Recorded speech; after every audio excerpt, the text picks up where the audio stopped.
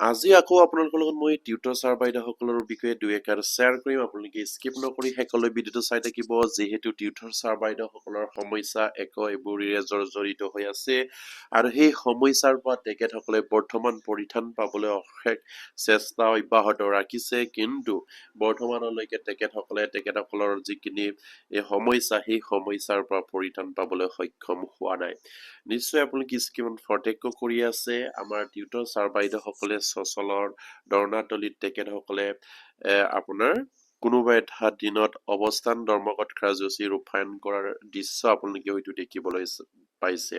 আৰু সেইদৰে tutor sir বাইদেউসকলে বহুতো সময়ত বহুতো তাৰিখত তেখেতসকলে যোৱা যিটো 5 বছৰ সেই 5 বছৰত ঠিক তেনেকৈ তেখেতসকলে ধৰ্ণা আন্দোলন অৱস্থান ধৰ্মঘটৰ কাৰ্যসূচী তেখেতসকলে বহুতো ৰূপায়ণ কৰিছিলে বা তেখেতসকলে জংগী আন্দোলনৰ প্ৰতিবাদো ৰূপায়ণ কৰিছিলে, কিন্তু সেই সকলোবিলাকৰ যে অসম চৰকাৰে দৃষ্টিগোচৰ নহল বা অসমৰ শিক্ষা বিভাগে যে তেখেতসকলৰ সমস্যাটো সমাধানৰ কোনো এটা পজিটিভ চিন্তা কৰিব নোৱাৰিলে।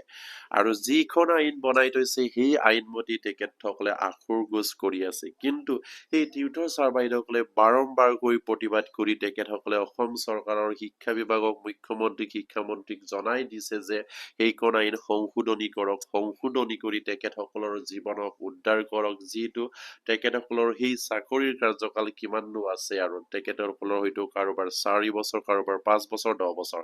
সেই সকল মানুহক বৰ্তমান যিখিনি আইন লাগে, যিখিনি আপোনাৰ প্ৰফেচনেল কোৱালিফিকেশ্যন লাগে, সেই সকলোবিলাক যদি জাপি দিয়ে তেনেহলে সেই আপোনাৰ 90 দশকৰ শিক্ষক কৰ্মচাৰীসকলে ঘৰৰ পৰা সেইখিনি আপোনাৰ সেই কোৱালিফিকেশ্যন খিনি বুটলি আনিব আৰু বা তেখেতসকলে গ্ৰহণ কৰা এটা সুবিধা পাব। আৰু সেইবাবেই তেখেতসকলে দাবী উত্থাপন কৰিছিলে বা আন্দোলন কৰিছিলে যে সেই যোৱা 5 বছৰটোত তেখেতসকলৰ সেই প্ৰতিবাদী কাৰ্যসূচী ৰূপায়ণ কৰোঁতেই গুচি গল।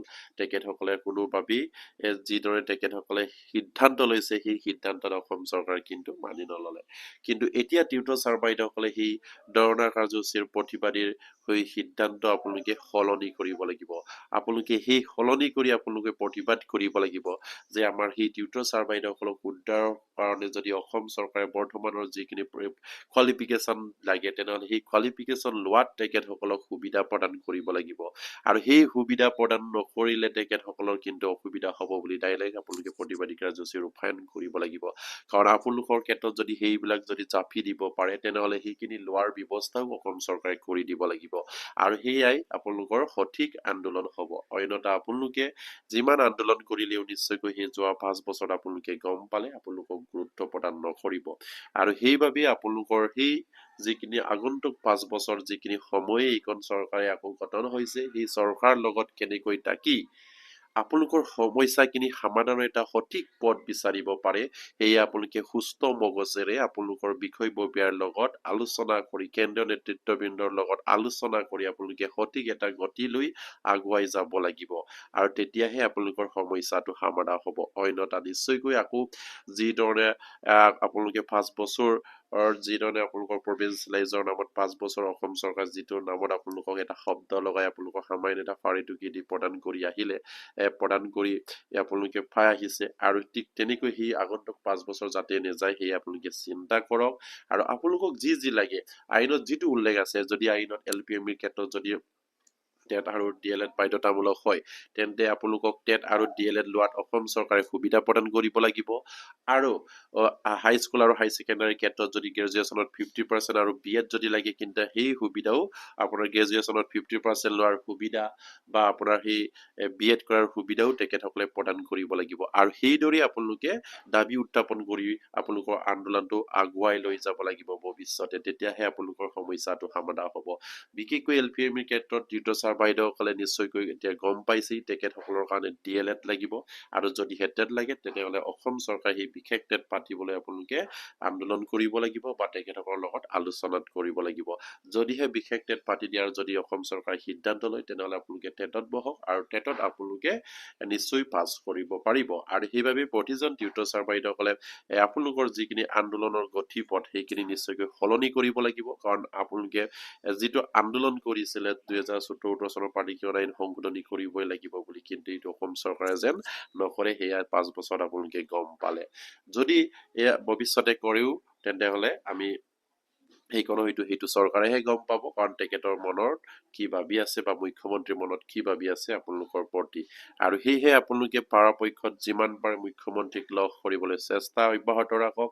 আৰু যিহেতু অসম চৰকাৰ নতুনকৈ গঠন হৈছে আৰু সেই নতুনৰ সময়খিনিতে আপোনালোকে মাননীয় মুখ্যমন্ত্ৰীক লগ কৰি সম্বৰ্ধনা জনাই তেখেতসকলৰ লগত আলোচনাত মিলিত হওক, যাতে নেকি টিউটৰৰ সমস্যাটো আৰু ভৱিষ্যতে দীঘলীয়াকৈ নাৰাখি সেই টিউটৰৰ সমস্যাটো এই যিটো চৰকাৰৰ প্ৰথমটো কাৰ্যকালতে যেন সমাধা কৰা এটা সিদ্ধান্ত লয়, সেয়ে আপোনালোকে তেখেতক অনুৰোধ কৰক।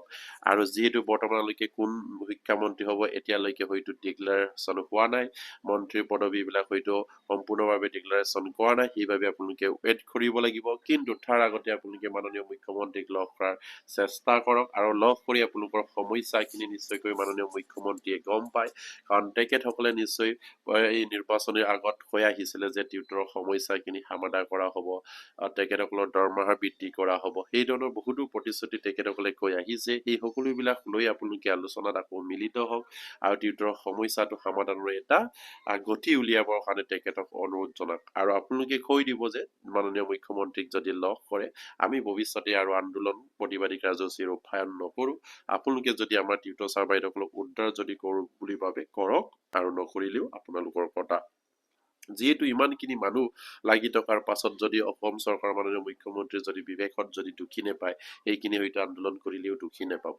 আৰু সেইবাবে আপোনালোকে তেখেতৰ লগত আলোচনাত মিলিত হ'বলৈ চেষ্টা কৰক। যিহেতু তেখেতে আমাৰ মাননীয় মুখ্যমন্ত্ৰীগৰাকী আন্দোলন কৰিলে বেয়া পায়, যিটো আপোনালোকে যোৱা 5 বছৰ আন্দোলন কৰিলে সেইবাবে হয়তো আপোনালোকক লগ নিদিলে, সেই যিখিনি আকৌ 5 বছৰ তেখেতেই মুখ্যমন্ত্ৰী হৈ থাকিব, আকৌ আন্দোলন কৰিলে বেয়া পাব, সেয়ে আপোনালোকে আন্দোলন কৰাত একেবাৰে আপোনালোকে নাভাবিব। আৰু বিশেষকৈ মাননীয় মুখ্যমন্ত্ৰীৰ লগত আন্দোলন নকৰোঁ বুলি প্ৰতিশ্ৰুতি প্ৰদান কৰি আপোনালোকৰ সমস্যাটো সমাধান কৰিবৰ কাৰণে তেখেতৰ লগত আপোনালোকে আপোনাৰ যোগাযোগ অব্যাহত ৰাখি তেখেতৰ লগত আলোচনাত মিলিত হ'বলৈ চেষ্টা কৰক। আৰু প্ৰতিজন টিউটৰ ছাৰ বাইদেউসকলে বৰ্তমান সেইটোৱে কৰাৰ সময়, আৰু য'ত যেনেকৈ তেখেতক আকৌ লগ পায় তাতেই আপোনালোকে অনুৰোধ কৰক, যাতে নেকি আমি আন্দোলনৰ পক্ষত নাই, এইবাৰ আমি আপোনালোকৰ যিখিনি আপোনালোকৰ নীতি নিয়ম সেয়ে মানি আমি আগুৱাই যাম, আৰু আপোনালোকে যি ধৰণে আইনত বান্ধি দিছে সেইখিনি লোৱাৰ ব্যৱস্থা আপোনালোকে কৰি দিয়ক।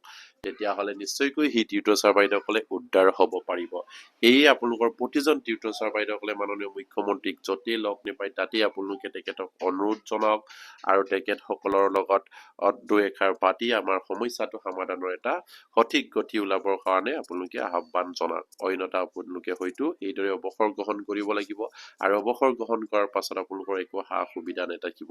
আৰু সেয়ে আপোনালোকৰ ভৱিষ্যতৰ কথা চিন্তা কৰি, আপোনালোকৰ ল'ৰা ছোৱালীৰ ভৱিষ্যতৰ কথা চিন্তা কৰি, পৰিয়ালৰ ভৱিষ্যতৰ কথা চিন্তা কৰি আপোনালোকে কিদৰে আগুৱাই গ'লে আমাৰ সেই সমস্যাটোৰ পৰা আপোনালোকে পৰিত্ৰাণ পাব পাৰে, সেয়ে আপোনালোকে চেষ্টা কৰিব বুলি আশা ৰাখিলোঁ। আৰু প্ৰতিজন টিউটৰ ছাৰ বাইদেউসকলে বিশেষকৈ আপোনালোকৰ কেন্দ্ৰীয় নেতৃত্ববৃন্দৰ লগত আলোচনা কৰক, তেখেতসকলৰ লগত যোগাযোগ কৰক, আৰু যোনে যেনেকৈ মাননীয় মুখ্যমন্ত্ৰীক লগ কৰিব পাৰে সেইদৰে আপোনালোকে চেষ্টা অব্যাহত ৰাখক, আৰু মাননীয় মুখ্যমন্ত্ৰীক আপোনালোকে অনুৰোধ জনাওক। আৰু প্ৰতিজন টিউটৰ ছাৰ বাইদেউসকলে সেইখিনি নিশ্চয়কৈ কৰণীয় বুলি ভাবি আপোনালোকৰ যদি অঞ্চলত বা আপোনালোকৰ কোনোবা যদি ঠাইত যদি মাননীয় মুখ্যমন্ত্ৰী আহে তাতে আপোনালোকে লগ কৰি আপোনালোকৰ সমস্যাটো আপোনালোকে তেখেতক অৱগত কৰাক, আৰু যাতে নেকি সেই সমস্যাটো সেই 2026 চনৰ পৰা আৰু নেথাকে সেয়ে সমাধান কৰা এটা সঠিক গতি উলিয়াবৰ কাৰণে তেখেতক অনুৰোধ জনাওক।